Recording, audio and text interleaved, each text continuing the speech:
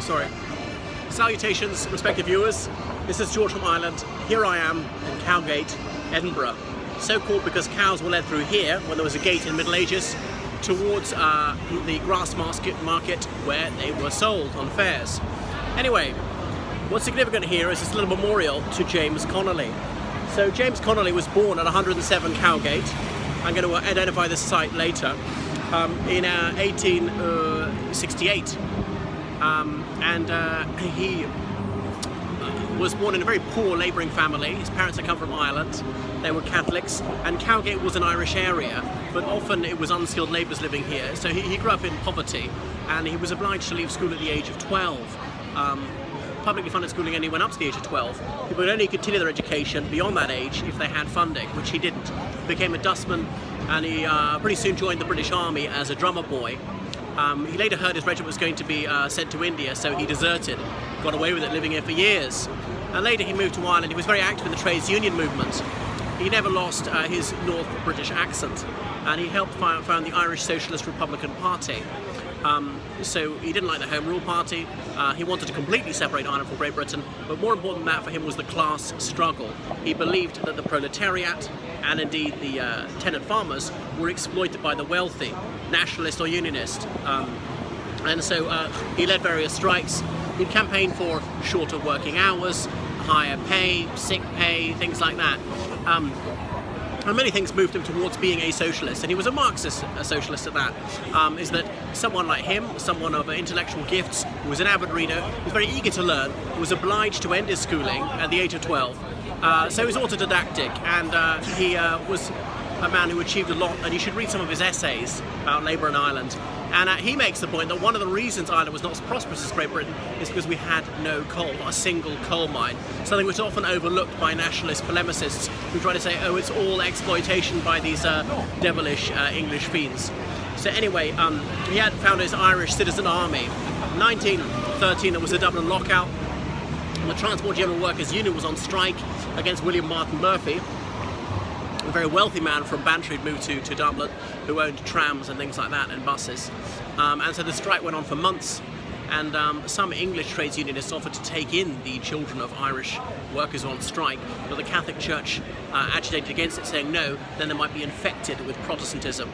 And this is the kind of thing that horrified Connolly, and he was a nominal Catholic himself, and he was very disappointed with the way the church would always take the side of the affluent against the needy, and this seemed to be yet another example of that, of valuing sectarian distinctions over class solidarity and just compassion.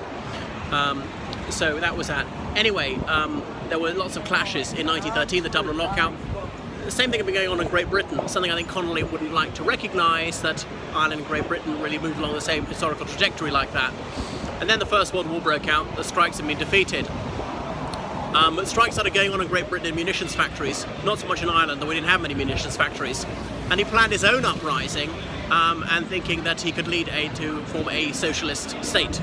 But the ISRP got nobody elected, just beyond Dublin Corporation, not many, very many then. Nobody elected to Parliament, didn't even contest parliamentary elections.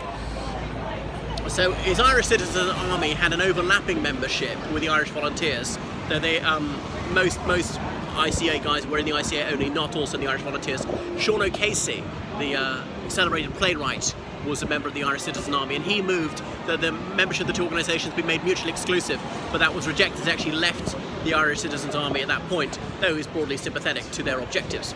Anyway, Pearse and others in the Irish Republican Brotherhood let him in on the plot. They were cooking up their Easter Rising, so they joined together, and it was good news for them that happened, because had one tried to revolt and not the other, then it would have gone off half-cocked and alerted the authorities too early. Obviously it was defeated. It was an ignominious defeat. They suffered 100% casualties, as almost every single last man was captured if he wasn't killed. So that was that. He at least had a little bit of military experience when it came to the Easter Rising. And people say, oh well, the Irish Volunteers and the Irish Citizen Army, and indeed the Hibernian Rifles, they held their own. Well, they did fight reasonably well, and many of them were valiant. but they weren't a great deal less experienced than the British Army they were facing. It was April 1916, the new army had been formed. Conscription had only come in January 1916, so some of the Irish volunteers and so on had more training than their opponents from the Crown Forces. So anyway, he was wounded in the leg during the evacuation of the General Post Office, and he was suspected to succumb to his wounds, but he wasn't. He's held in Dublin Castle. You can see the Connolly room where he was held prisoner. He was tried by court-martial, found guilty and sentenced to death. He was one of the signatories of the Irish Citizens Army. The sunburst flag on a blue background is one of their symbols, but underneath the starry plough, as in you can connect the stars to make a plough, that constellation in the sky, meant to be a symbol of labour, of ordinary workers who work for their bread, and not the locusts, the exploiting classes, they would say, who live off the sweat of the brow of the toiling masses. Anyhow, he was executed by firing squad, tied to his chair. People often mention that with added pathos. Well, I'm not sure, is it worse not to be tied to a chair or to be tied to a chair? I don't really see what difference it was going to make. He's wounded, so he shouldn't be killed, but perfectly healthy men should be killed. I don't see what the rationale of that is. Anyway, he's not to my taste. And now, it's hard to disagree with him if we look back to the situation of his childhood, where a lot of people were working poor and had almost no disposable income whatsoever. They were the lumpen proletariat, could very seldom afford to buy an item of clothing, could barely afford to spend a penny on public transport. They would have just enough to eat, pay the rent, and that's about it. Well, I'm glad the situation has been improved. So, that is the end of James Connolly.